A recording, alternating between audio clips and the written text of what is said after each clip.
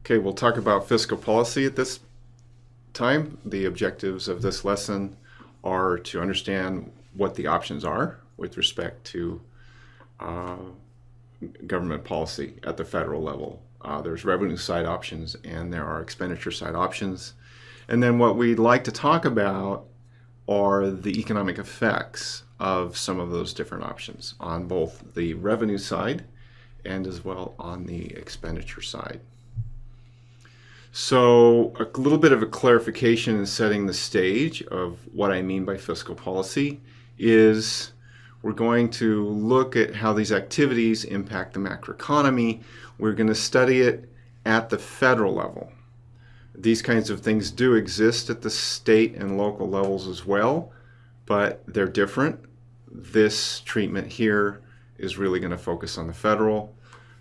In the interest of time, really, I can't tell you that local fiscal policies tend to be focused on land use and things related to land use. Not all of them, but a lot of it is land use related.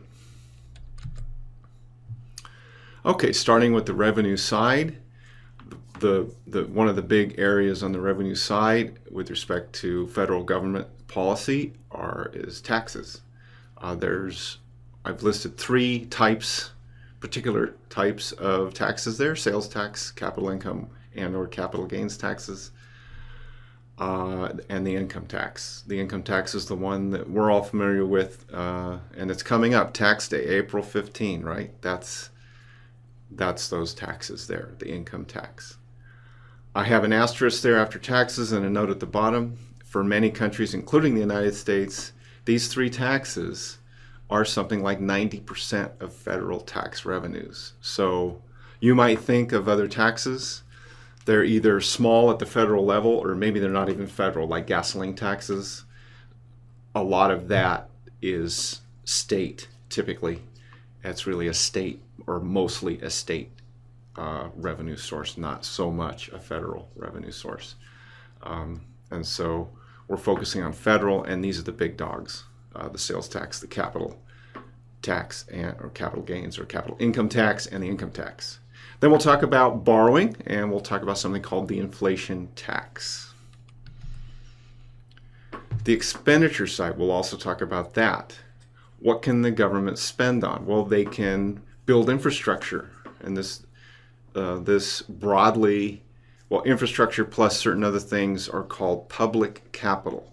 So the first sub-item there under government investment, roads, bridges, ports, airports, that kind of thing, are the infrastructure types of public capital. But there are also publicly run hospitals. There's research and development. There's public educational institutions. So what we're talking about here are the equipment and structures for delivering medical services, educational services, for those 2 points. Right, we're not talking about the services themselves, right? That goes down below in another category. So the next big major category is government expenditures. Services like education and health, just mentioned that. So the provision of flu shots, right? The flu shots would be down here. The facility they built to give the flu shots would be up above in public capital, okay? So that's the distinction.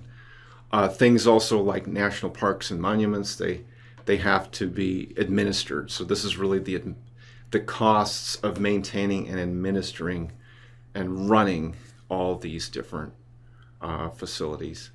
And government administration services costs would be in this category.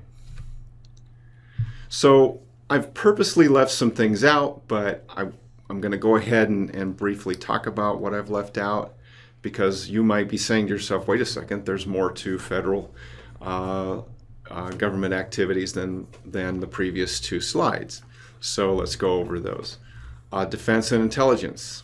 There's no debate here that we need some amount of this.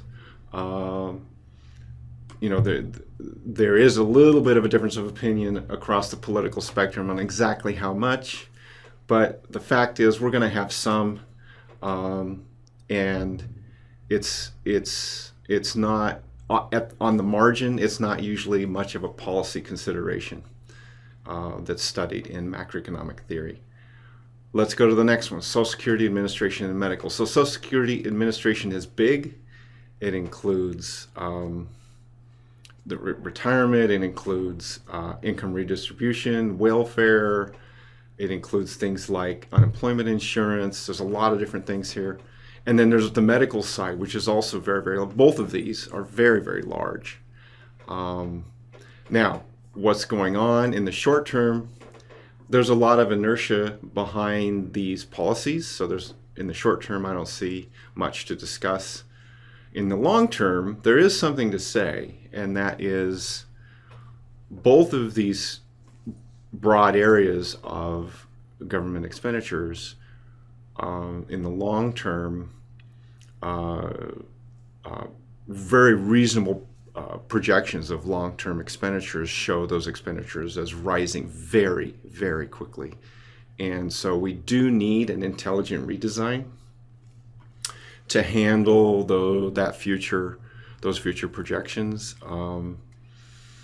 There's no disagreement in the profession that both of these areas, the medical side as well as the Social Security Administration side, are going to become, the outlays in the future are going to become massive relative to everything else. And so the redesign would take a serious look at some manner of increasing the funding and or reducing the benefits. I think both have to be looked at. Reducing the benefits, I think, is going to be a reality because it'll simply be something we can't afford. Then the last one, the investment tax credit. It's become quite unpopular in the past few decades or more. It used to be something that Congress talked about way back, maybe in the 50s and 60s, but it's not so much in recent decades. It actually is a useful tool for spurring the economy, but it's really not done. So to economize on time, that's all I'm going to say about these categories. Before we get into some of the nuts and bolts, some definitions and concepts, I'm going to call total spending in the economy, right? So if I go to Target, if you go to Best Buy, if one of us goes to a restaurant, that kind of thing, if you go somewhere and buy a computer, expenditures. It's not just you or me doing this. There's also companies out there. They need to buy computers sometimes, or pencils, or whatever. That's spending. Governments as well. Governments go out and buy office supplies or what have you. That is spending as well. So we're including all of these kinds of spending in this indicator of GDP that I'm calling GDP underbar E. I know that's a little cryptic, but on the next slide I needed something short, so that's what I'm using. Your intuition here for GDPE, or spending part of GDP, is think of it as short run GDP. Okay? Then conversely, we have a long run idea or a long run sense of GDP. Think of it as the total productive capacity of the economy. Economists call it potential GDP. So if all labor resources, if all capital equipment and structure resources were put to use, right, creating goods and services, what would the GDP be in that case? So that's the idea behind potential GDP. And intuitively, it's the long run GDP. Think of it that way.